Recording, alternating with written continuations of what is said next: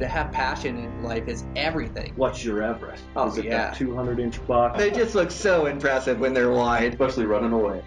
Welcome to this week's episode of Eastmans Elevated. It's like a think tank for outdoor activity. Sounds exactly like my hunting. Just always thinking about it, always trying to evolve it and make it better. Here's your host, Brian Barney. Hey, what's happening, guys? Got a brand new for you. So this week I have back on Brandon Mason from Eastmans.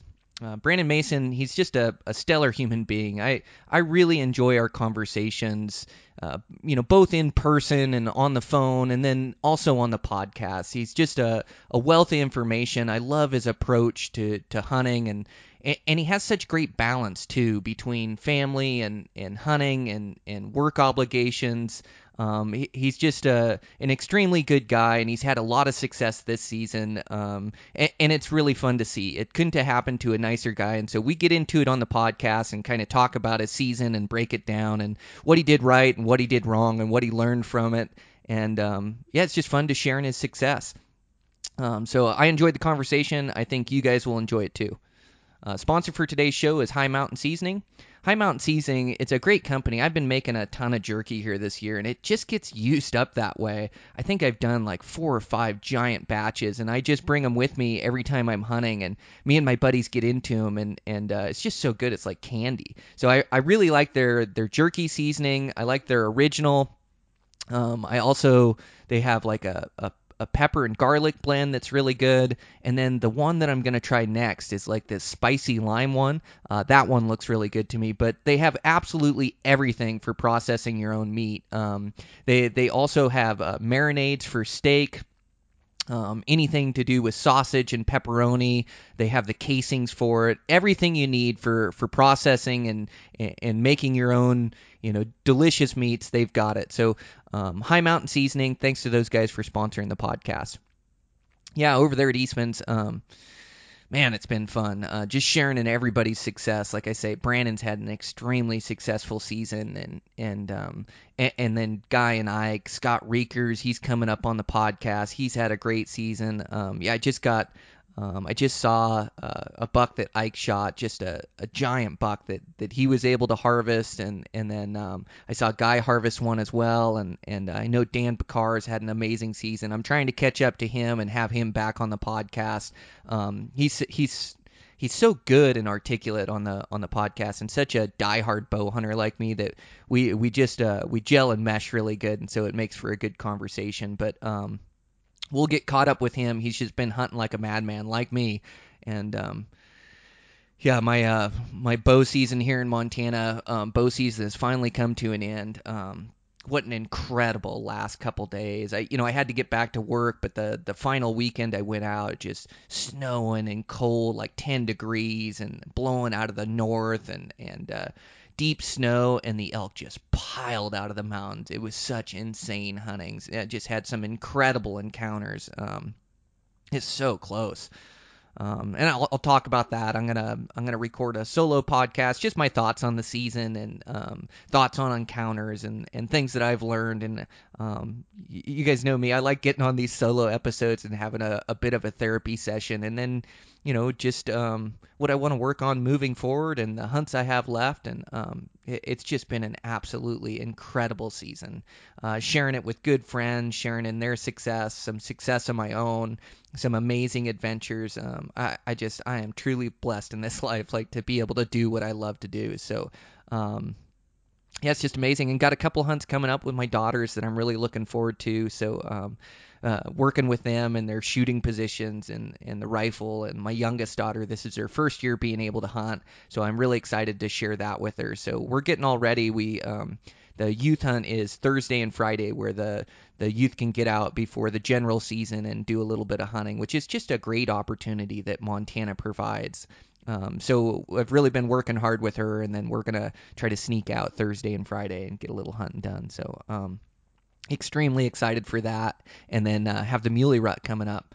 I got a couple tags left in my pocket, and I'm definitely going to be a weekend warrior, as I've got a lot of work on my plate, and I'll be working evenings and things, but I will be going hard for the weekends. And I enjoy that too, where you go throughout the week and you're getting a bunch of work done and spending time with the family, and then I'll cut out for a couple, 2-3 days and go hunt really hard, enjoy my time, and then get back to work. But yeah, going to be a weekend warrior here, and try to find some more success, or just have some more adventure, some more experiences. Any more, like, I just really enjoy the process. I enjoy everything it takes, and I enjoy tough hunts and being out in nature and being able to unplug and unwind. And it's just absolutely amazing to be able to live out west here and be able to enjoy that. So, all right, I've been rambling long enough. Let's get this thing rolling. This is a really fun, good podcast with Brandon Mason from Eastmans Elevated. Here we go.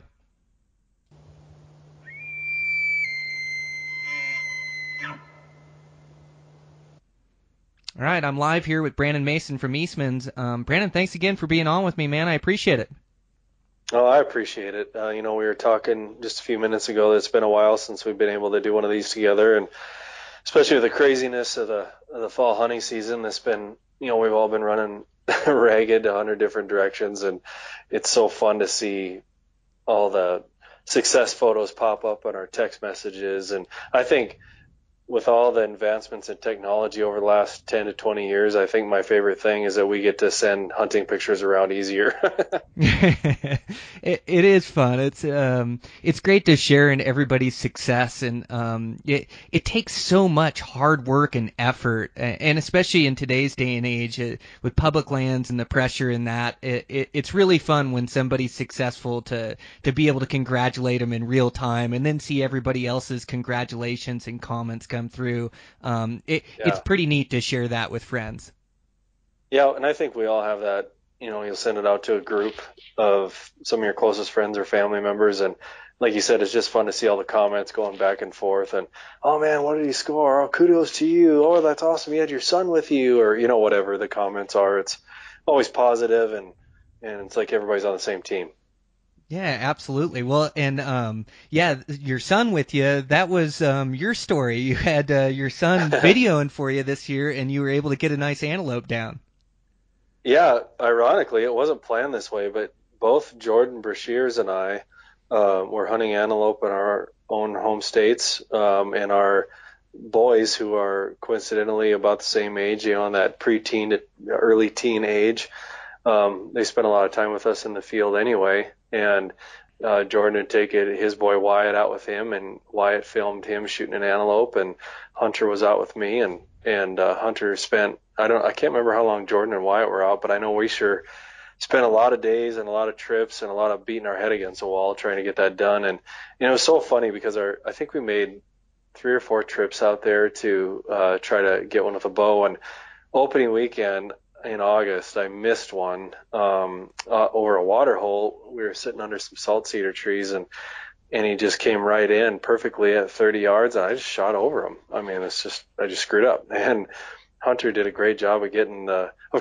footage of the miss. You got to have that. And but then the second trip, we'd worked hard again, and I didn't get any shots, but came so close to getting shots, and it was kind of cool seeing his. He's been out with me a lot to know that we don't get an animal every time we go out, but he just wanted to film it so bad, or to video it so bad.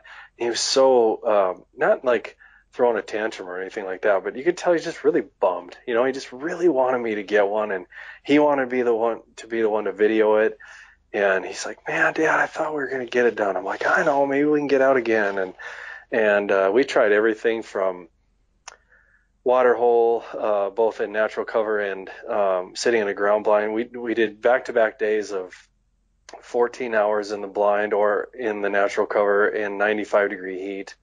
And we did spotting and stalking. We did decoying. We sat by an irrigation pivot in an alfalfa field on private land that we had permission to hunt at one point, per the rancher's suggestion. And that almost worked, actually. We were just sitting there acting like we were working on it. We weren't trying to be quiet or anything.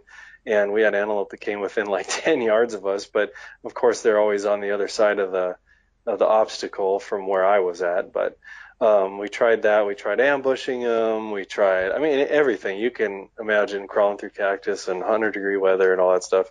And then the day that I harvested my buck, we were on a 2-track. We just got done getting, I didn't pack enough food, which is rare. Usually you come home with way more food. And I just scrounging through the cooler to find something else. And believe it or not, a little side note, we had 2 tortilla shells left, and some of that new High Mountain Seasonings jerky, and some Frank's hot sauce. And we ripped up jerky, put it in a tortilla, and poured hot sauce over, and that was our lunch. And we were kind of laughing about that. Just took a bite out of that, and I looked out my vehicle window as we were going to head out of this one chunk of land to go to another piece, and because we weren't seeing much, and I said, "Hunchman, there's a doe and 2 bucks running our way." And of course, I didn't think they'd get close enough to do anything about. And this was the opening weekend of rifle season, but I was still holding out with my bow. And each of us have a couple extra doe tags to fill with our rifle too. And I said, "Hey, if that doe keeps coming, maybe you could, fill one of your doe tags." And so he's getting all excited. And they kept coming and kept coming. So we just stopped what we were doing and got out of the vehicle, got him set up on his bipods, and she kept coming and kept coming. Of course, the bucks were following her because it's mid-September, and they're all rutted up and everything. And I said, "Hold on, man. She may bring those bucks right to us." And I knew how bad he wanted to film me shooting a buck with my bow. So I gave him the camera while he was set up on his rifle just in case. And then I grabbed my bow out. And one of the cool things is earlier that morning, we were sitting by that irrigation pivot. And because we had antelope all over us, everybody's familiar with the famous snort wheeze that the antelope does, which is an alarm or a challenge signal, right? The everybody knows that sound. But I love animal vocalizations, whether it's elk or deer or whatever, and nobody ever talks about the other sounds that antelope make, probably because we only see them from a long ways away. And I figured that antelope had to make a lot of other sounds like other big game animals do, but I never really, I didn't hear enough of them in close range ever to hear that. And man, there was probably 25, 30 antelope around this irrigation pivot. And you can't believe how much those things talk. It was crazy. And it was really an educational experience. So later that day, when we were on a whole nother side of the unit that we were hunting and just bouncing around some 2-tracks, seeing what antelope were in that area, I noticed that as soon as I acted kind of serious with my position with my bow, the doe stopped. She put on the brakes, and she could see us. She saw our vehicle, so it's not like we were hiding from her. But she just kept running our direction. It's like we were in her way. But as soon as I acted predatory, boom, she stopped, and she just stared a hole through us. I'm like, "Oh, stop acting like a predator. Just stand here like you don't care if she's here." And then I started making some of those vocalizations with my mouth that I heard the antelope making earlier in the day, and not looking at her, just kind of catching her out of the corner of my eye. And she relaxed, and she kept coming. And she ended up bringing the buck that I shot 54 yards away. And I pulled back and shot and hit him right in the shoulder, and he ran, I don't know, another 50 yards and piled up. We got it all on camera, and it was a great day. So I didn't expect, after all the effort that we put through, to end up shooting one just next to the vehicle. But that's the way it worked. Well, you got to take the easy ones with the tough ones. You're out working so hard and crawling through cactus, and you can't pass up when you get an opportunity that falls right into your lap either. No, for sure. And then it was kind of cool to see how she reacted to me making, or doing my best to make the sounds that an antelope makes. And ever since, I think it was the late 90s, is the first time I saw some of Gordon Eastman's old videos of, how to talk to the deer, how to talk to the elk, how to talk to the antelope.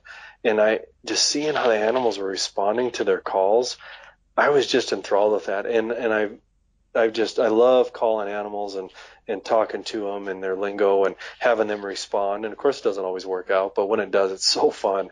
Even if you don't end up shooting them, it's just seeing how they react. A lot of times I do that with mule deer does, just because I just get such a kick out of how temperamental they are. And they almost run you over when they start coming in at you. And so I wanted to try it with antelope, and it worked. So I'll have to keep that in mind for the future. And I'd say, so who was more excited, you or Hunter, when you shot that antelope?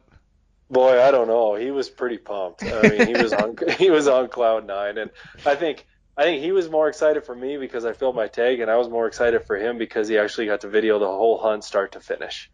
And plus we were able to do it with the bow. I mean, I'm an archery and a rifle hunter. I don't, I love doing both. And so I don't have any problem with, going back later in the season and harvesting something with a rifle if I didn't get it done with a bow. But we had come so close during archery season with antelope. And it's like, man, I just want to get this with a bow so bad. And it finally worked out. Good for you guys.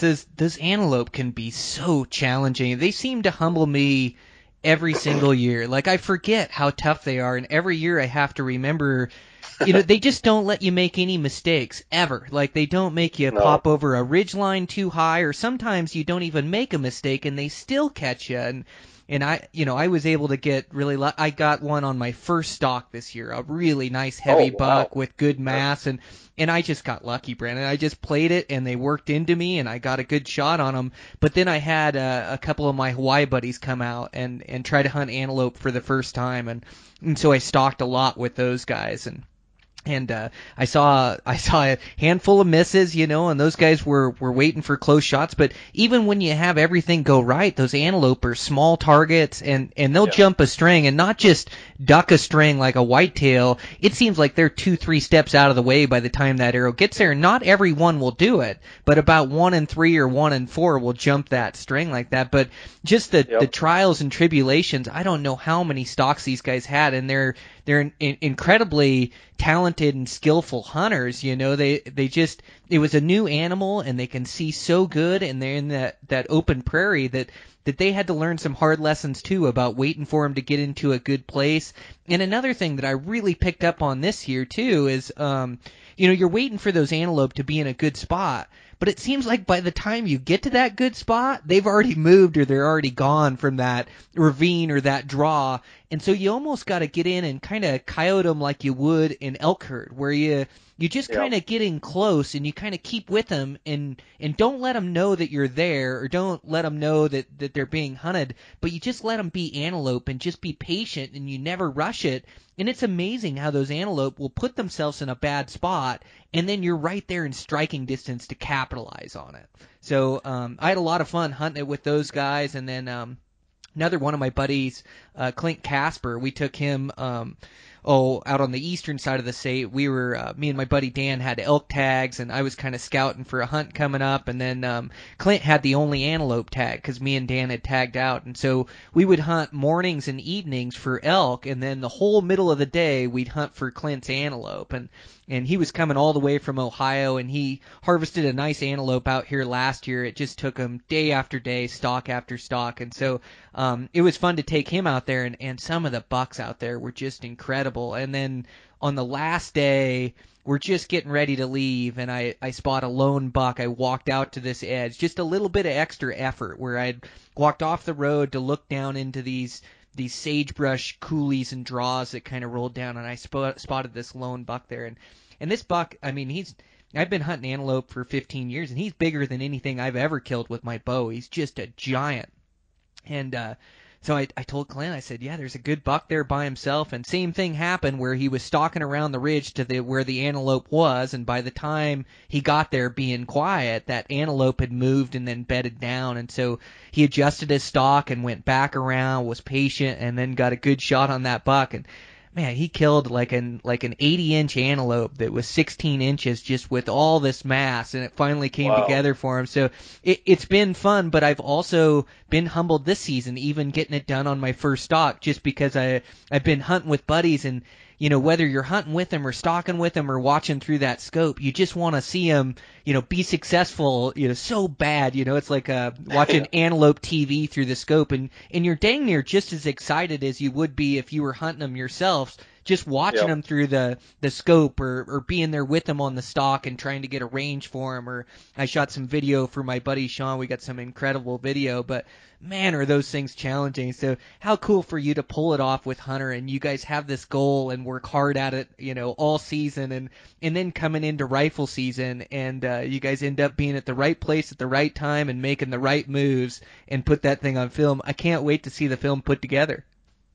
Yeah, me too. It'll be. I've looked at both the kill shot and then the shot where I missed, because I just wanted to check out that footage more. And he did a really, really good job of capturing those. So I'm excited to see, what some of his other footage looks like. He's kind of funny. He's got a pretty creative eye for how young he is, and we'll be hiking along and any type of hunt. He's been out filming my elk hunt a little bit too, and he'll go, Dad, stop for a second, stand right there, put the bow on your shoulder, look at that sunrise. Oh yeah, I'll get that in the background. There's a pine tree over there.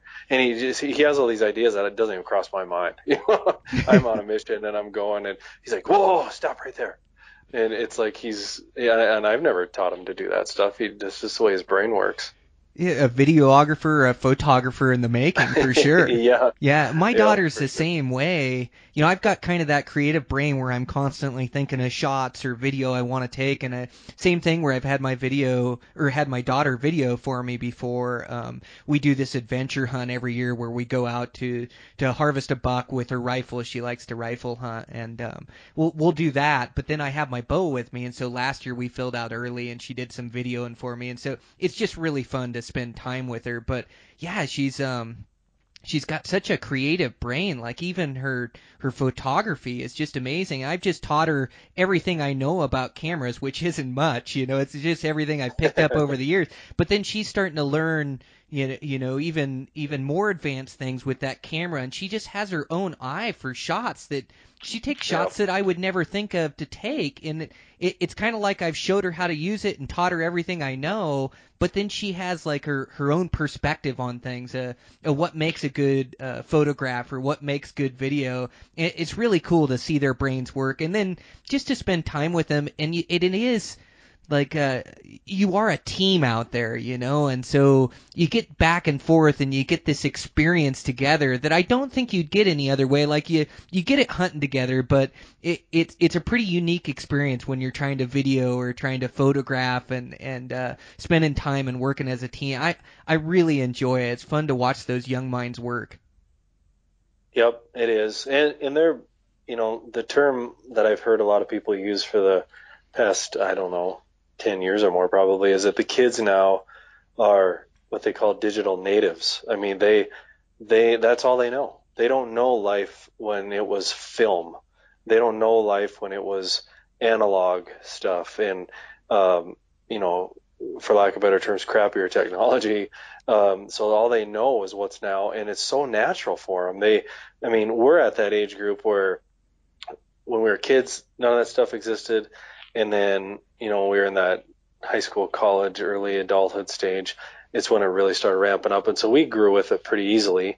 And then those that are older than us had a little bit harder time adjusting. But our kids, man, that's their world. And they're inundated with creative stuff all the time because this digital world has opened the possibilities for the normal Joe to be really good at taking photos and really good at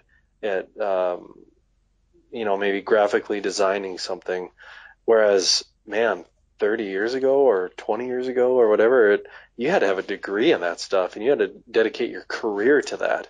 Now, man, you can just get on, iMovie and fart around with stuff and produce a product, and it's pretty cool. It is. It's really cool. Yeah, I taught her just a little bit on the basic editing program I have for videos, and pretty soon her and her sisters have a bunch of videos that they're able to share with family and friends and things. It's just amazing. Like you say, it's second nature to those kids where where we didn't have that. I wish I would have had good technology all the way through, or been able to capture hunts through photographs or film. And part of our biggest challenge as parents right now is technology and trying to limit it and make sure that they're getting outside. But it's such a great merge of technology and outdoors, and like you say, it's second nature to them. Where I just want to keep cultivating it, because you never know where it's going to go. Yep, exactly. I mean, whether it turns into a career for them or just something that they really have a lot of fun with their own families someday, yeah, the possibilities are endless. Well, and it seems like they appreciate it too, like Hunter talking about, hey, stand there with your bow and that sunset. But and not that you can't enjoy those without taking footage or without taking photographs, but it gives them kind of an eye for it, how amazing that is, or how rare and how neat it is to be out in that place, like capturing that photo. So I think it brings weight to the outdoors as well, and it's kind of weird to talk about how technology could do that, as a lot of the outdoors and a lot of us guys in our generations, I get outside to get away from my phone and get away from technology, that I need a break from it and unwind and unplug. But in the same breath, I think it makes them appreciate it more, and what a cool setting it is that we're in, and that we're doing cool things and kind of capturing that adventure, so we can show mom when we get home, or we can, show family and friends, or when she takes a really neat photo, like it may be in a magazine someday, in the Eastmans magazine. Yep. I may use it, in there or on my social media. So I think she enjoys that portion of it too. And so, yeah, I think we've kind of got to accept the merge of outdoors and technology. Yep, it's a balance like anything, but it's a powerful tool to use if it's used ethically and wisely. And like you said, it preserves a memory, if nothing else. That's what on my, that float hunt that you and I talked about a few months ago that I'd done last year, my friend Casey was, he was all in favor of us taking cameras with, because this is potentially a once in a lifetime adventure for us. And even if we don't get a TV show for Eastman's Hunting TV or Beyond the Grid out of the deal, we get to preserve a memory, that we get to show our kids, that our grandkids, that we're not full of it. Look what we were talking about. We have that preserved right there. It's available in hopefully perpetuity. Yeah, it is amazing. And, I come back from these adventures, and it's one thing to, I tell my wife and my kids, or, my dad or my family, and I tell them about this amazing adventure I had, and I tell them about, the highs and the lows and different things I went through. But it's a whole different thing to get your family together and to watch a hunt. Like, I've been lucky enough to have a couple of those things where Lindsay has just edited it together in this amazing show that I can sit my family down and show them that experience, and that's been really cool for me, is to be able to actually share the hunt and what went on and the footage behind it. So yeah, it's a really cool memory. And I remember looking at your Alaska float trip, and I didn't get to see the footage that you guys put together, but some of the photos that you captured were just absolutely amazing, and those are so cool to look back on as well. Yeah, it just brings back a flood of memories. And in fact, Casey and I have been texting back and forth the last month and a half, pictures from our trip, or we see another picture. Somebody shot a nice bull moose or bull caribou up there, and his first question is always, "So when are we going back? When are we going back? When are we going back?" So I don't know. Who knows? Maybe it wasn't once in a lifetime, but we'll see. It's just a pretty cost prohibitive adventure, to do that every year. It's just really expensive no matter how you do it. I'm in the same boat, but I have found, like, we should get all of us together for, like, one of those haul road trips, like something that we could afford. And it's not the moose, but man, that caribou, that is so fun up there with bows and arrows and a good group of guys. And I can't help but think back to that one and doing it this past year. We actually captured a bunch of footage from up there this year, but man, oh man, that is a fun trip, chasing those things around with the sharp sticks. It sounds fun. I've heard you talk about that a lot, and in a fairly affordable way to do it, where you're not having to pay bush pilots and stuff. And I always said, I've been, grown up hunting mule deer, and my favorite thing in the world, even though I'm usually not very successful at it, is I love bow hunting mule deer more than anything, and I really love rifle hunting them as well. And I didn't think anything would even come close to comparing with that, but I've had the opportunity to hunt caribou twice, and man, that is right up there with hunting mule deer for me. If I could bow hunt caribou every year, oh my word, I would be on cloud nine. Guy and I went to Quebec that one year and did it, and then I got to go to Alaska last year, and they're just such unique creatures that their habitat's cool. They're just the way they look is cool. Their meat tastes great. I mean, everything about it. And they're kind of like antelope, where they have this. I don't know if you found this, but every caribou I've ever hunted, they have this buffer zone where, with antelope, you can usually get to within 60 yards if you work hard, pretty regular. And for me, I want to shoot 50 and under. That's kind of my own personal goal. And so I don't shoot any of those 60-yard plus shots. And so I can get within 60 a lot. Like, that's usually not too hard, but anything closer than that, and that's just like their buffer zone where they're like, no, we're not putting up with this. And with caribou, it seems like it's 40. Like 40 yards. Like, you can get within 40 yards of caribou all day long. At least the couple trips I've taken, it was possible. And I just think it's funny how they have a little bit less of a buffer zone because they don't see people as much, and they're not used to being hunted as much, and so they're a little more tolerant, of something being in their living room, so to speak. But they're just, I don't know, they're cool creatures. I just get a kick out of them. Yeah, they're really neat creatures. I refer to them like antelope too. I say like they're like hunting antelope with 400-inch horns. That Yeah. that tundra is wide open, but I think they're perfectly suited for their habitat. And I think the reason they have that buffer is, when you're out there on, thousands of square miles, like if you have a wolf or a predator that's chasing you, you can't relocate, 10, 20 miles away. You got to just keep a buffer, keep a distance in between them. So like, and I think the caribou that I'm hunting on that haul road, they're a little bit more high pressure. They're a little bit more alert, and it's kind of like hunting. It's the difference between hunting high pressure elk and low pressure elk, or high pressure muleys or low pressure muleys. Like they act a little bit different. They know there's humans after them, and so they're really switched on. Like, I'm really impressed by their instincts, and people talk about their curiosity. The ones that I'm hunting, they don't have much curiosity. They know that you're a predator and they're trying to stay away from you, but they have that buffer, and I found it to be around like maybe not 40, but like a couple hundred yards. Like, they feel safe if they're a couple hundred yards away from you, but inside that, they start to get nervous and they don't want to be there anymore. And in that wide open terrain, it can be tough and challenging. And once I get inside a bow range, like they just seem like they're really switched on to movement, to me drawing my bow. And man, I had a tough time getting one of those things arrowed this year. I got in bow range at quite a few of them, in just some giant world-class caribou, but getting a shot and getting one kill, it took me to the very last day, and then I snuck up on one. He was like 40 yards in his bed, and I had to wait for him to stand. It was 2 bulls, and then he finally stood up, no idea I was there, and I was able to put a good arrow in him. But man, those things are challenging too. But I think the reason I like them, like, I really like animals that are good archery animals, and when you're hunting moose, like, you may get one chance in an entire 10-day trip to make a stalk and make a play and try to harvest one. It seems like caribou, it seems like I was getting a chance a day. Like, I probably got 7 or 8 stalks on these caribou, and so it's this high opportunity hunt where you get that excitement and that thrill of trying to get close. And that's some of my favorite bow hunting, when I can earn that many opportunities, So I really enjoy hunting those caribou too. They're just an amazing critter. Yeah, and in that way, you're right. They're a lot like antelope, where they, it's high opportunity. You're seeing, for the most part, unless you would miss a migration or something, you're seeing a lot of animals, almost all day long, and it's just a lot of action, a lot of fun.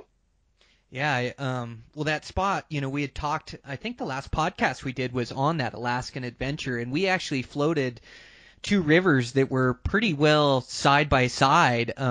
Yours was over a drainage from where I was hunting down there, and so I'm like you, just because of the cost, I wasn't able to do it again. But the guys that I went with, they planned another trip and went back up there this year. I wasn't able to join them, but they did that same float again.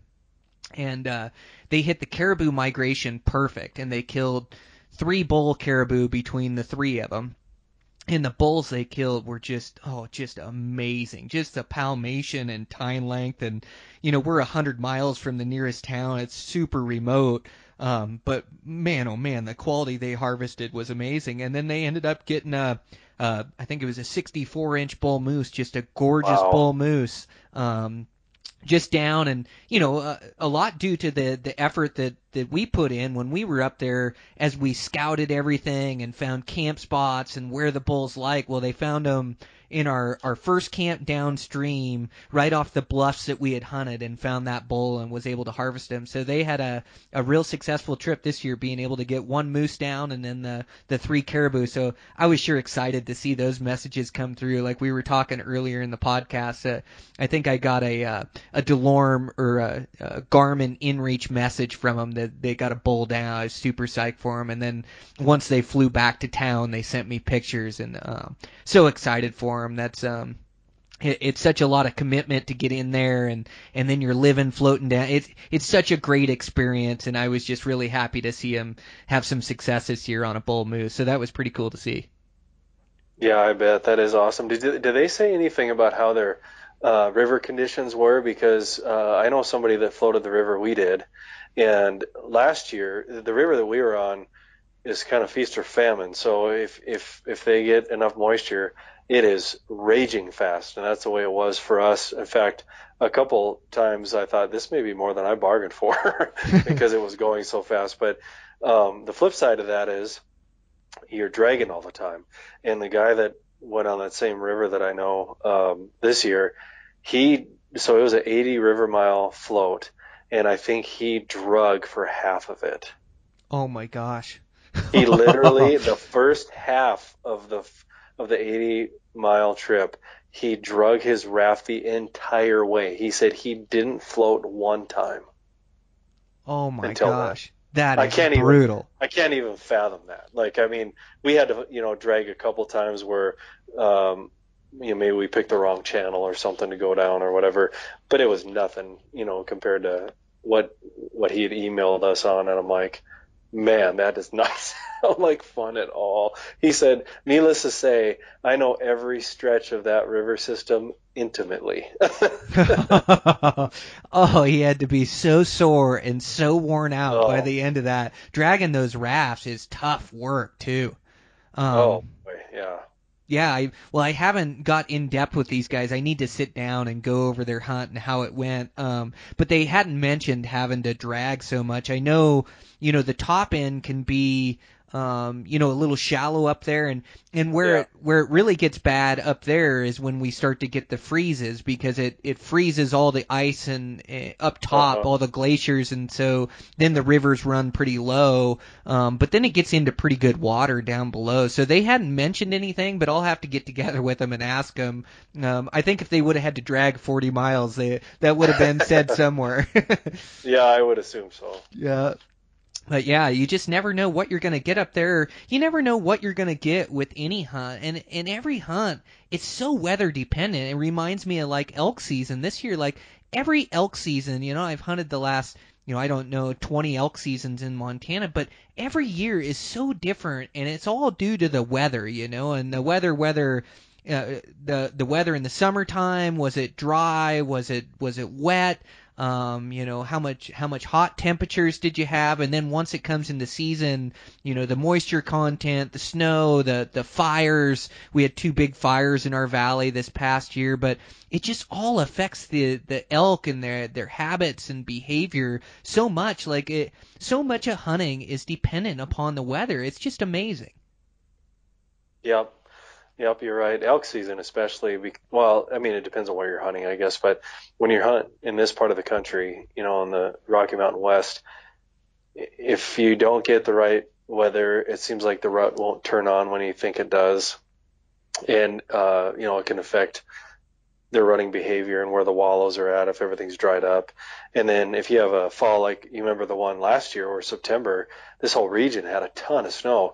And I drew a really good elk tag last year, and it totally screwed up the hunt. All the elk have migrated out early, and it really affected the quality of the hunt, whereas an area we're familiar with, where in an average year, We'd have known right where to go, where to backpack into, where to hunt, where to sit, where to glass, everything. But we couldn't even get in there because there was so much snowfall in September. It was like it was November already or something. And yeah, that can really mess with elk season big time. Yeah, it can mess with the rut as well and rutting activity, and sometimes the weather turns them on, sometimes it turns them off. I found here in Montana this, October is usually pretty good rutting action, but a lot of these elk have taken to like more of a migrational habits, where I'm just watching them move to different features and they're not rutting a whole lot, so it's just so dependent on the weather, and you have your spots that are good year after year, but it just seems like you find these elk in different places every year, and that's I'm really making a point to keep a journal of it, and I've kept a journal at times throughout my hunting career, but then I kind of get away from it. But I really want to keep one journal that talks about the dates and the weather we're dealing with, and then where I'm finding elk and where I'm not finding elk. Because it seems like when the conditions are similar, you'll find them in the same locations doing the same thing, and it may be 5 years down the road, to where you get those similar conditions, but I'm just seeing so many similarities in the country they like and their behaviors due to these weather patterns. I want to do a better job of keeping track of it. I think it'll really help my elk hunting in the future. Yeah, it's almost like building your own MRS, like we do in the magazines. It's like I don't think you've had the opportunity to put one of those together yet, but it's such an immense amount of information that you pour over. But it's like what we do personally with gear and with animal trends and weather trends, just like you're talking about. Because pretty soon when you start writing down all these fun facts, it paints a picture, and it's almost like plotting points on a graph. And then you see clusters of points around certain things, and it starts to make sense, and you're like, man, I'm seeing a trend here, and I need to focus on that trend, whether it's positive or negative, and so you can either capitalize on it or avoid it. And yeah, I'm guilty about not writing a lot of that stuff down too, because I'm sure I'm missing opportunities because I'm not putting two and two together enough on areas I've hunted. Yeah, there's just so much that goes into it too, and whether it's fishing or hunting, yeah, if you could just start to plot that. I like what you say, like plotting a graph and what's happening, and then trying to read that to put yourself into more critters. But yeah, it's just amazing. And then also, like, I've never really been a big believer in moon phases and things, because you're not sure what's causing the what's the cause and the effect, or was it overcast that night? But I'm going to jot that down too, and even if I don't believe in it, like if I start to write it down enough, I think I will be able to kind of plot it like you're saying, to where maybe I'll be able to tie something to those moon phases as well. Yep. Yeah, you never know. I mean, we all have our opinions on moon phases, and does weather affect triggering the rut to kick in or not, and is it more based on photo period or what? We can debate those till the cows come home, but you can't argue with things you are actually seeing in the field, ground truthing them, so to speak, that it's like, no, man, I know this is what I've seen every time I've been out, so there's got to be something to it. Yeah, well, and you come up with all these theories of why the elk are doing what they're doing, and why they're behaving the way they're behaving. And I noticed it's different even in different areas. I've seen snowstorms come in and fire the elk up, and I've seen snowstorms come in and shut the elk totally down, where I see bulls feeding. Just, and I don't know if it's dependent on the area or dependent on the time of year. I mean, I've always said that elk rut, it's when cows go into estrus, and the rut, it ebbs and flows. It goes up and it goes down, and it goes up when there's cows in estrus and goes down when there's cows out of estrus. And a lot of times that elk rut, you can be on one side of the valley and they're not rutting at all. The bulls aren't even with the cows. There's no action, no bugling. And you move down the range 10 miles and those elk are going absolutely nuts. They're bugling like crazy. And so, it is just those cows coming in or coming out, but there's got to be things that trigger it as well to that time of year, through the phases of the rut. And you can run into great rutting action September 5th. and all the way through. And you can also go in September 20th and see a bunch of elk, and none of them are rutting. And then in October they're rutting again. So it just really, it comes in and comes out due to those cows coming in estrus. But just the more information you can log about, where they're hanging out, the rutting behavior, the drainages that they like, you can start to see, where you should be that time of year. Because the biggest challenge with elk, too, is finding elk, it seems like to me, is just locating them, locating the rut party, and then getting into them. And you can spend days looking for it, but if you could tie it to those conditions a little bit more, and the feed conditions, and the summer you had, or the snow that's coming in, and then start to make better, more educated guesses of where you should be hunting, and then transpose that information into other points in the valley or other drainages you like because you have it down in your notes, I think it'd just be hugely beneficial. Yeah, I mean, for example, this year in Wyoming, at least the unit that I was hunting elk, I went out because, again, never been a big believer in the moon phases like you, but I thought, well, I'm gonna stack the deck in my favor, and so the moon phase was perfect, but it was really early, like September 4th or 5th, I think. Todd Helms and I went out to try and chase elk around and with a bow, and we expected to maybe get in some pre-rut behavior and kind of more of a glorified scouting trip that week, and then go out the next week. And we got in the middle of a rut fest on September 5th. And then in southern Colorado, I heard that the elk rut was just kicking in now. I mean, like they weren't even really doing much until now. I mean, that's a huge difference across really not that far away. A huge difference. Isn't that wild? Yeah, it is just amazing. I used to go into a spot every year in the opener, and Montana opens the first Saturday in September, so it can be anywhere from September 3rd to September 7th. And I'm eager to go into this spot again. It's been years. I used to go in there with my dad every year, and we'd backpack in there, and me and Dad would share a camp in there. And every year these elk would get together, and it was kind of like a spot where all the cows would hang out in summer, all throughout the summer months. And so, anytime you'd go in there in the summer, there'd be 100 elk on different features in there, but the bulls wouldn't be with them. But every year during that first little part of September, and whether it was September 3rd or September 5th or September 7th when it opened, every year these bulls would move in, and there'd be this giant rut fest of bugling, and it was kind of where they sorted it all out. Like they would split up those 100 cows and start breaking them into groups and start, taking those groups to different places. But it was kind of like the kickoff of the rut every year. They would start this rutting action, and it only lasts for about 3 days, 4 days, and then all those elk would move out of that drainage, and they take those groups of cows into different basins, different drainages, and then you'd have to chase them to different spots. But it would happen every year, and a lot of years, like you say, September 5th, hardly anybody's even elk hunting or thinking about bugling elk there, and I would have some of the best rutting action I'd have of the entire year in that beginning stages of September. It's just amazing. So I got to remember that and get back into that spot in the beginning of September. I can't believe I haven't been back in there for a few years now. Yeah, that's crazy. I mean, it goes against, everybody thinks elk rut September 15th, right? That's the date. That's what everybody talks about, mid-September. And man, that's a good guideline, but it's not a hard number. We, as human beings, I think sometimes that animals follow a calendar like we do, and it's not the way it goes. No, they don't follow our calendar, do they? No. It'd be nice if they would, follow my weekends where I can go hunt and everything else. Oh, isn't that the truth? Well, and I think a lot of times you're just missing that rut action due to, you can only be out for the weekends, and those cows may have came into estrus on Wednesday, and by the time you get in there Saturday, they're all cooled off again, and you think, oh, the rut's not going on. Well, it is. It's going on and going off, and it just happened earlier in the week when you weren't there.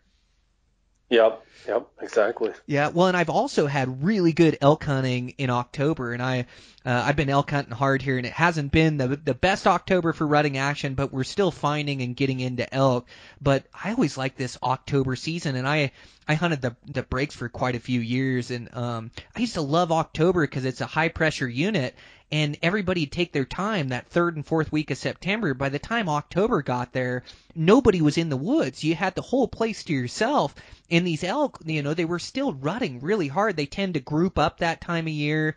You get second cycle estrus cows where they, the bulls missed them on their first cycle of estrus, and so, they come back into estrus, and those bulls, they'd be fired up, and I'd get into dang near just as good a rutting action in that October as I would September, and I'd have absolutely no pressure. I'd have the whole place to myself. In fact, the last handful of bulls I've killed with my bow have been in October, so there's good hunting to be had all the way throughout season, from the very beginning to the end. It's just a matter of finding those elk and hitting that rut right, it seems. Yeah, I'm with you. I really like hunting elk in October. I think it's a lot of fun, and it seems like that second cycle kicks in. And Scott Reekers and I have had a lot of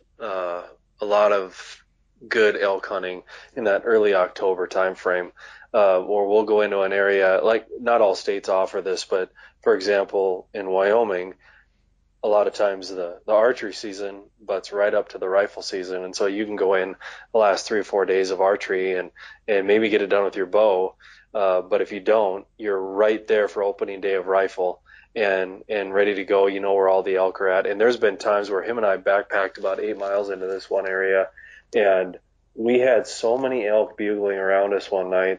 It was about 3 o'clock in the morning, where we just wanted to yell, "Shut up," because we couldn't sleep. I mean, it's like, you hate to complain about elk bugling, but it was amazing how many elk were bugling. We had one elk that you could hear him walk through where our kind of, I won't say campsite, but I mean, because we're backpack ultralight hunting and all that stuff. But he had walked within 20, 30 yards of our tent at 3 a.m., bugling his brains out. And we're just like, this is unbelievable. I mean, both of us got up and we're sitting in the tent, not able to sleep, reading whatever we brought with to read in the middle of the night because we couldn't sleep anyway. I mean, there's nothing we could do about it. The elk were just going bananas in there. It was crazy.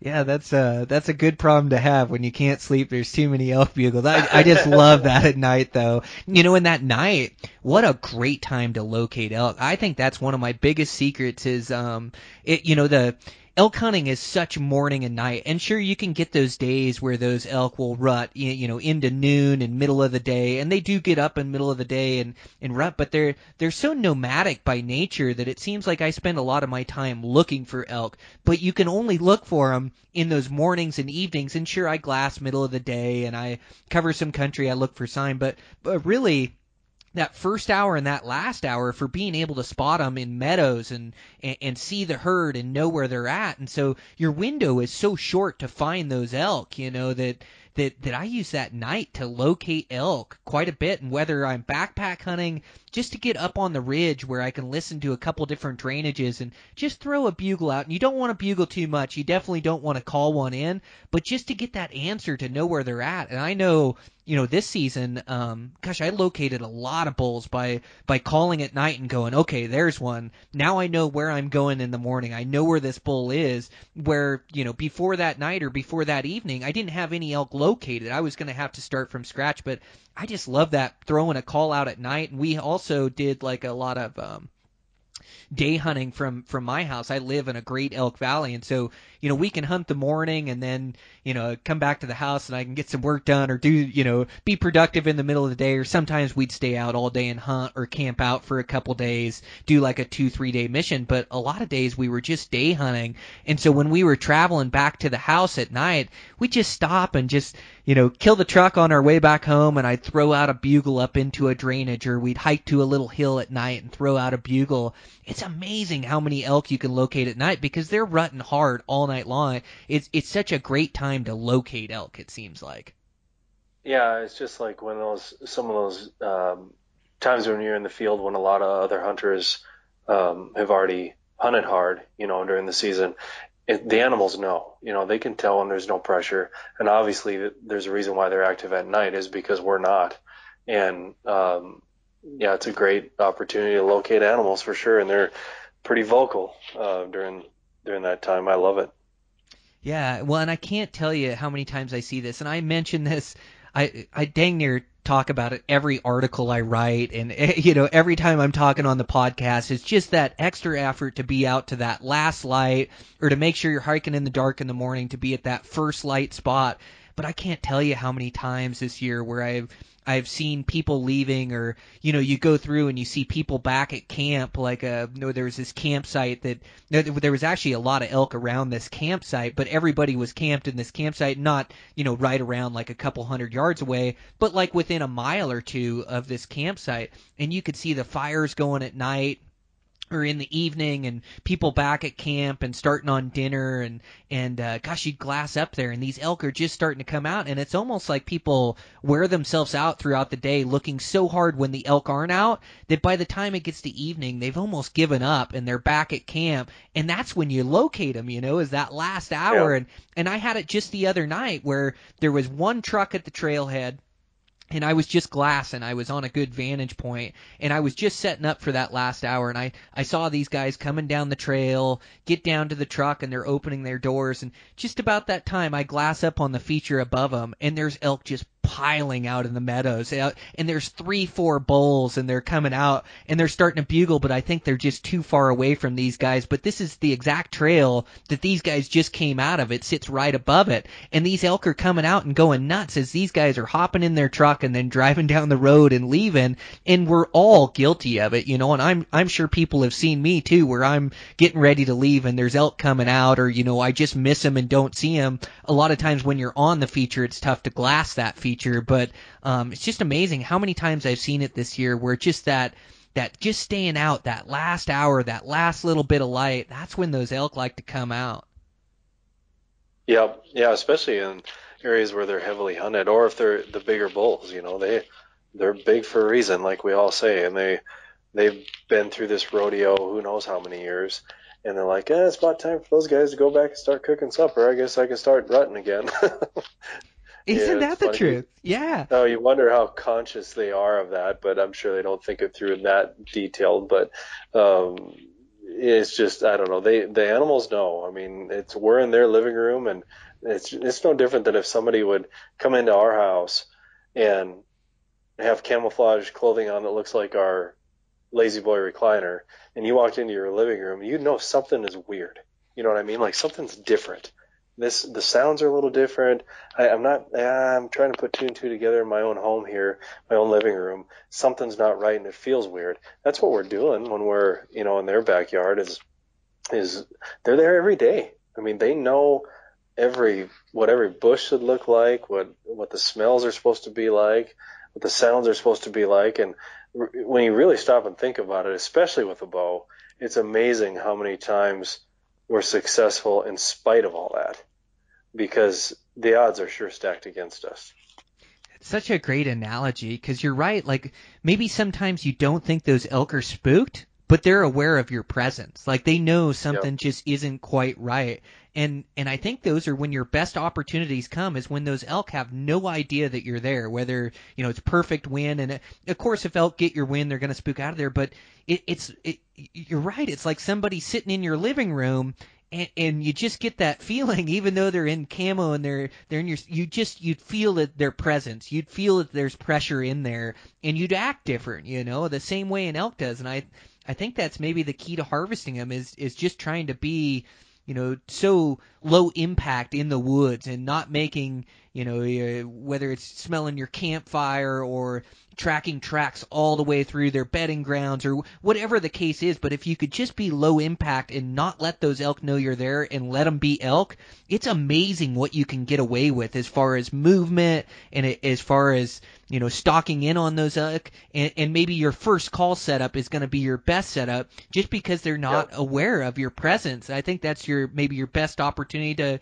to harvest one of those bulls. And to your point too, with those bigger bulls, and how they act with pressure. You know, I've also seen those big bulls where they'll come down and rut the cows at night, and they actually won't keep with the herd or bed with those cows during the day. They'll go off on their own or by themselves and bed in timber by themselves just because they know that pressure, you know, and they don't want to be caught with those cows during the day. So I've seen it with really big mature bulls where they'll come down and rut those cows at night in the middle of the night, and then they leave the party, leave the herd, go off on their own, and then come back down at night too. And so sometimes the elk you see are not all the elk that are there. And I can remember a couple years ago this group of, I don't know, 40 or 50 elk, and I could just see some bulls in there, and there was one 6-point that I'd shoot. It was a pretty good mature 6-point, so I figured, well, I'll go in and go after him. And man, I caught up with one of the biggest bulls I've ever chased that was doing that exact same thing, rutting those cows at night and then going off on his own and going back up there. And I never even knew that bull was in there until I got in there and started hunting him. So I think those big bulls, they've kind of adapted to the human pressure as well, rutting those cows during, you know, nighttime hours only, to your point that you were making. Yeah, and I think, honestly, the bull that I ended up harvesting here last week, I think that's what he was doing. I really saw him completely on accident when we were in there bow hunting a week prior. And I was up on this ridge, and I had gotten really energy depleted on the hike in there, to the point, you know, where you get to the point where you feel sick. You know, you almost feel like you're getting the body aches and you're dehydrated. And so I started force feeding myself, even though the ironic thing is you lose your appetite too. So you don't want to eat, but you have to, or else you're in big trouble, especially for the rest of the hunt. And it was the first night in there, and I was getting the shakes and I had the body aches, and I thought, I'm either getting sick or I'm just really depleted because I didn't eat enough during the day or drink enough. And so I started force feeding myself, and you know, that point where you're choking down a mountain house, literally, where you're gagging as you're swallowing this food. And I'm doing that while I'm glassing, and I felt so terrible. I really, honestly, I want to go back home, but we'd already hiked all the way in there. And so I thought, well, we're glassing on this ridge, and I was seeing elk here and there, not too many, but just a couple cows. And the sun was just hitting this little clearing and this heavy timber just right. And I glassed over to my right, and there was this bull, which ended up being the one I shot with my rifle. And I looked at him, and at first, I'm sure it was because I was so tired and feeling sick, but I felt just like discouraged, because I was looking at him going, there is no way that I can even get to that bull with a bow, and maybe not even with a rifle. He is unhuntable where he's at. And I was like, are you kidding me? And I was kind of just let down, and it was a new area that I hadn't hunted yet, and I was hoping that I was going to see him and some cows and seeing some activity bugling. He wasn't bugling. That I could see, he didn't have any cows with him. And so we went on a mission. It was the first week of rifle season. I think the rifle season was open for 4 days, and Scott Reekers and I hiked in there, and we went on the other side of the drainage, and we were sitting above or kind of on the level where I saw him the week before, but above where we expected him to come out, if he would come out of the timber. It's really heavy timber up in this basin. And I thought, this bugger is living up here. You can't see him from any horse trails, and he's not bugling, so there's no way you're going to hear him in there. He's a smart old bull. And I was just hoping he'd make a mistake. And then we were sitting there for, I don't know, an hour or two, and I heard a faint bugle. And we'd seen a couple raghorns in there, but I thought, man, it might be them. I don't know. And Scott chirped on his cow call a couple times, and we noticed that every single time the Scott cow call, and we were doing it really moderately. No, we weren't doing it real aggressive or nothing. And every time that he would cow call, this bull would shut up. And I'm like, he did it 3 different times over the span of about an hour probably. And I'm like, that's a big bull in there with cows. But how are we going to go after him? It's heavy timber. I mean, it looked absolutely impossible to hunt this bull. And we started looking at the ripples in the terrain and where the bugle was coming from. And you could tell he's a couple small drainages over in this big basin. And I said, well, even if he was interested in the call, he's not going to come that far, to come to us. And then about the same time I had some of the tiles downloaded from satellite imagery from Onyx Maps, and I was looking at this basin. And like I said, I'm not super familiar with this this drainage, and I'm like, I noticed that there's an opening in this heavy timber, and I'm thinking, I think we can get on this bull. And where the opening is right where the bugle's coming from. I'm like, that's got to be a bull down there. We put the cows in. It's a couple hundred yards down the drainage from where I saw the one the week before. And about the same time, Scott was noticing it, and he said, dude, we got to go after that bull. I think we can get on him. And so we bushwhacked through this heavy timber, just going real slow at turtle speed, and we got within probably 400 yards of where we were hearing the bugle come from. We were going really slow, and we got to this open hillside, and I noticed a cow down below, and she'd busted us. And I'm like, oh, great, we screwed it up already. And I kept a pine tree between her vision of us and them, and we worked down to the pine tree, and I got the bipods out, and I scooted up the hill above the pine tree. She was still honed in on us, but she wasn't moving, and none of the other elk had taken their cue from her to be on alert. And Scott had the video camera running, and he said, man, I'm on that opening, and he's bugling right around that opening, that he's going to make a mistake. He's going to step into that timber. This could be his downfall. And he said, I'm on the opening, and we got an hour of camera battery left. If he appears, shoot him. And I was on my bipods for 20 minutes waiting for him to make an appearance. And he finally did, and he presented a perfect shot, and I was able to get him. But he is just like one of those bulls that you were describing, where he was rutting a little bit, and if he wouldn't have made the mistake of bugling that particular day when we were in there, we never would have found him. There's no way. Because the week before, he was completely silent and by himself. Man, that is wild. Yeah, congratulations, and what a heck of a bull, too. Gosh, it's wild how sometimes those little things just make the difference, that faint bugle, and just, that's kind of where I saw that one last week, or, and you just make that approach, and also the Onyx. That Onyx and having that saved to your phone to where you can look at that aerial imagery, that also helped you kill that bull, is knowing there was a meadow in the, inside that timber in and through there. Man, that is just wild, Brandon. That is so cool. Had to be a thrilling hunt. Sitting on those bipods waiting for him to show himself, and knowing that one cow kind of had you, but waiting for him to come out and let him kind of beat elk again, and then making a good shot on him. Man, what a cool hunt. Yeah, and the funny thing is, the week before I thought he was totally unapproachable with a bow and maybe with a rifle. And now seeing where he was living, he was extremely bow huntable. I mean, I'm not saying I would have gotten him for sure, but we definitely could have made a play on him knowing what I know now. But again, it's a new area, and I'd spent, I think, 10 days of hunting a few drainages over from this, and was having a lot of opportunity at elk. I think I had 10 different bulls within 40 yards or less, but couldn't get shots for one reason or another.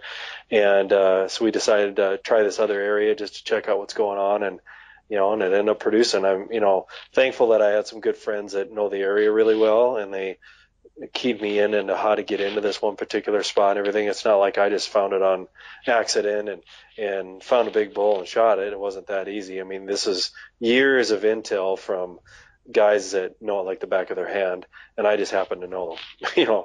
It was just a real fortunate thing. Oh, how cool. It sounds like you had a heck of a bow season then, too. That's quite a few elk inside a bow range. Oh, man. It was a bow hunter's paradise in there. It really was. It was all public land. We're doing it ourselves. And not that, I don't fault anybody for hunting private, because I do that sometimes, too. And even guys that use guides and outfitters. It just depends on the situation and what your expectations of a hunt are. But I was just really happy with how this fall went, because I was able to do it on public land on our own. And I had some good friends that really, Todd Helms, our managing editor here, he knows that unit like the back of his hand. And he literally taught me 10 years worth of information of where he normally finds elk, just navigating around the terrain, how to get into this drainage or that drainage. And he was out with me the first 4 days, and I really thought we were going to get it on. We had so many opportunities that just wouldn't work out because the wind would switch or there's too many cows in the way. The first day, that September 5th, we got into that Rut Fest, we guesstimated roughly 100 elk that were 40 yards away from us, and there was 4 or 5, I can't remember now. I think there's 4 6-point bulls that were within 40 yards and I couldn't shoot, if you can imagine such a thing. And it was just such an experience. I mean, the audio on the video that we took was so deafening with elk bugling and cows talking. It was so awesome to hear them doing their thing without thinking we were there.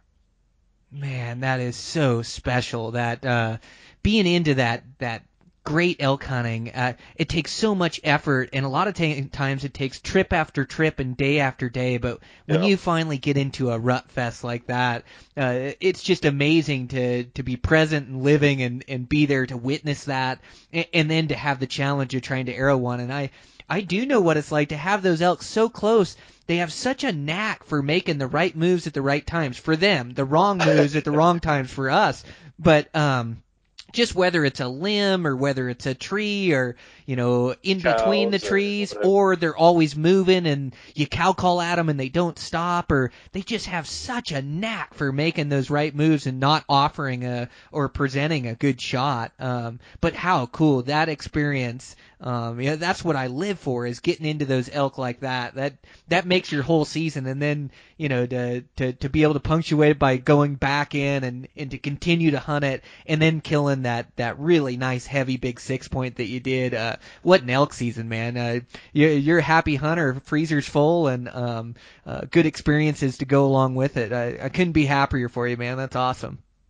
Yeah, it's been a really fun fall and lots of fun trips. And the nice thing is I was spoiled because I drew the antelope and the elk tags were both within an hour and a half to 2 hours of my house. So I could this year, instead of doing a couple week-long trips, I think for both antelope and elk, I did 4 different 3 to 4 day trips. And so you could go out there, you still get work done, the first half of the week, then I would go out like Thursday, Friday, Saturday, or Wednesday through Sunday or something like that. And I would just go really hard for like 3 or 4 days. So that you don't really have to leave any energy reserve in the tank, because you're like, I'm only going to be out here for 3 days. And so you go really, really hard. And man, we were just being so aggressive and getting into the living room of these elks. I mean, every single time I had, like I said, the first time I was out with Todd, and then I wanted to go out that very next week, and everybody's schedules in the office here were just, everybody's going 100 different directions. And where I was hunting is in the thick of grizzly country too, so I wasn't going to go out by myself. And a good friend of mine who's come down here hunting mule deer with me as well, his name is Patrick Isaacson. Him and I went to college together. We worked at the Game and Fish Department together. And he drove 8 hours down here just to go out with me for 3 days. And he didn't have a tag. He just, because he's a good friend, and came out, and we got to, me and him and Hunter spent 3 days in the field together and almost got it done within the first hour. And then every day we had 2 or 3 opportunities and had a great time. And then the next week, Scott Reekers went out with me. And then the next week he went out with me again to try to film the rifle shot if I get one. And it was just a great season so far of good time with family and friends in the field, lots of action, lots of repeated opportunity every week, going out there for kind of an extended weekend trip. And the best part is, to be honest with you, I mean, I was excited that I drew the elk and antelope tags, but my son drew one of the hardest mule deer tags in the state, and that starts on Monday. And so I'm not even the one going to be pulling the trigger, and I'm salivating for that hunt. I cannot wait. And he's so excited. It's his first antlered animal tag that he's ever had. He's shot some antelope does and stuff, but it's going to be a great time. Oh, how cool the season continues. And yeah, that it's so neat, family and friends, and what good friends will do for each other. And it just it continues the circle of it too, as it just makes you want to go out and help those buddies that helped you even more, and like you say, salivating at this next hunt to go out and help Hunter get his first antlered game animal on this good mule deer tag. It's just so cool, and that's what hunting really is about. Like we're so driven, and we want to get out and harvest animals and find a nice bull or a nice buck, but that's me too. I've shared a lot of hunts with a lot of friends this year, and help them be successful, and then help them get opportunities so they can witness that through their own eyes, that amazing rutting action, with a bow in their hands and chasing a great big 6-point bull. And that's some of the most fun I've had all season. And sometimes, trumps even me having my bow in my hands and hunting that bull. I just love that relationship between family and friends and what you'll do for each other. And it's so fun to share those hunts together. But yeah, well, that's awesome. I wish you all the luck for you and Hunter's tag coming up here next week. It sounds like you're going to spend some more time in the woods. And yeah, my season isn't over yet. We've got a few more days of elk season left here, and then like one more weekend. And like you were saying, you're so effective in those short duration hunts where you can go so hard. So I'm looking to go really hard here this last weekend, and then got another mule deer hunt coming up during the rut that I'll share with family and friends as well, and hunting with my daughters is coming up that I'm really looking forward to. So it's just so fun hunting season when it's here. It all comes at once, and you got to get your work done in between, which I'll be working late tonight and throughout the weekend, so I'll have time for the girls when their hunt comes up. And but yeah, it sure is fun this hunting season, sharing it with family and friends. So couldn't be more pumped for you, Brandon. Congratulations on your season so far, and good hunting to you for the rest of it. Yeah, thanks, Brian. Appreciate it. Same to you. I know you've had a good fall too, and our listeners get to hear about all those adventures for several different podcasts, and lots of fun to be had yet. Absolutely. Well, thanks again, sir. We'll talk to you soon. All right, thanks, Brian. Okay. All right, that's a wrap. Really fun conversation with Brandon. Like I said, I just always really enjoy talking to that guy. He's just got such a great approach to life and to hunting. He never gets too worked up about anything. There's never a problem too big that he can't handle. He just he takes on life as it comes, and so I just really like his approach to that. He's always relaxed and a cool customer, and he's always he thinks quick on his feet. He's always got an answer for everything, it seems like, or and he doesn't try to pretend or try to bluff it. Like he thinks about it, and you get an authentic quality answer from him, no matter what it is you're discussing, whether it's hunting or business or work or whatever. But yeah, I really like that guy. I really like hanging out with him, and he's just great on the podcast. I mean, that podcast was just full of tips and tactics and stories, and so just a great one. Thanks to Brandon for being on the podcast again. I sure appreciate it. Sponsor for today's show is High Mountain Seasoning. Again, they have everything for butchering your own animals. Their jerky mixes are really good. I've been using those and eating up a ton of jerky this year. Everything for sausage and snack sticks. They also have steak marinades, so make sure to check them out, guys. High Mountain Seasoning. Thanks to those guys for sponsoring the podcast. And yeah, with that, I kind of told you everything I was up to on my intro, but yeah, just back to work here, back to family. It's been an incredible season, sharing it with friends and hunting for myself as well, and just so much fun. And so yeah, just shoot my bow day in, day out. Got to get back to running here. Season's kind of got away from me. I was running really good in the beginning and getting back from a hunt and continuing to run, but I've kind of laxed off here and put all my time and effort into hunting elk and hunting season, but got to get back to it. It's really healthy for me. It's a good release and able to really think about things clearly when I'm running. So yeah, I gotta get back out and start hitting these trails, get my daughters out for their hunts, and then got a couple muley rut tags that I'm just super excited about. Montana rut tag. My cousin and my uncle are headed back over this year. It'll be a family camp. I'll probably just have to meet them over for a long weekend or whatever, but it'll be fun to share that hunt with them. Fun to chase these rutting mule deer around with my bow and arrow again. I just can't wait for that. Try to turn up a good buck and get them arrowed, and then I did end up pulling the trigger on a Idaho tag as well. So that goes late November and into December, and I know my buddy Dan has that tag, and so I'll kind of team up with him on some weekends. So hopefully I can find a Montana buck and get him arrowed, and then head off to Idaho and start kind of hunting and glassing down there. It goes into December, so that'll be really cool. And then yeah, my work, I think I can kind of get this house checked off my list. Got a house I'm trying to finish up right now, and I really got to get it completed and get my clients into it. There's a bunch of custom in work we're doing in there. And so, I just have to follow through, get this house completed, put in some good hours. And then when that finishes up, I'll have a little bit more time freed up. So hopefully that comes where I can maybe take a little bit more time for that Idaho hunt. And then, looking forward to Arizona. I think going to go hunt Coues deer again here. I think Dan's all in on that one. We're going to go just a little bit later this year, later in January, like the third week or something like that. So I think I'll be freed up and be able to go do that. So just got to get my work done here, get my girls out hunting, and kind of get back to regular life. I've been going so hard this hunting season, but what an incredible season it's been, and just so fortunate to be able to get as much time as I do, and to have my family support. And gosh, as you look back over season, you just I'm just so fortunate for the life that I've created and the life that I live and the people that surround me and the love that I share. And I just fortunate for this podcast. I don't make a ton or anything, but the little bit extra I do make sure helps, put gas in my truck and go have these adventures. And then to have this platform to be able to share my adventures with you guys, the platform of social media, which I need to get back on, by the way. So focused on hunting and getting away from my phone. I think that's so important.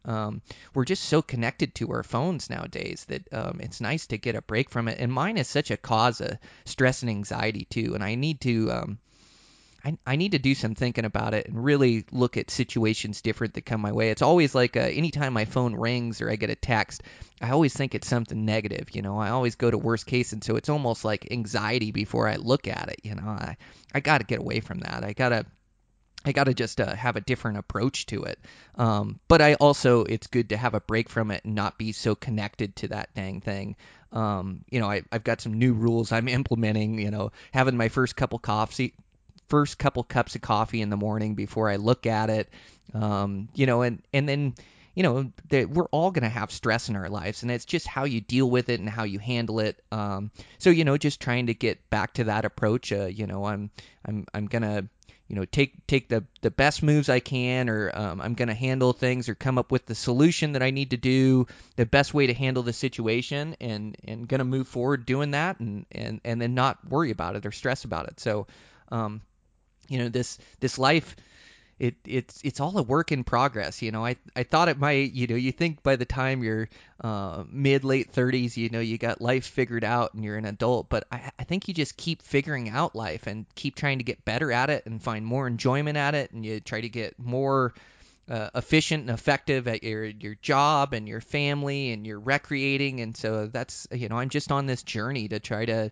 keep improving things. But anyways, I'm blabbering on. I gotta get this podcast out and get to work, get some things done here, and then get to this youth hunt here later this week. So thanks as always, guys, for listening in and for the connection. I sure appreciate the support. And we'll check in with you guys next week.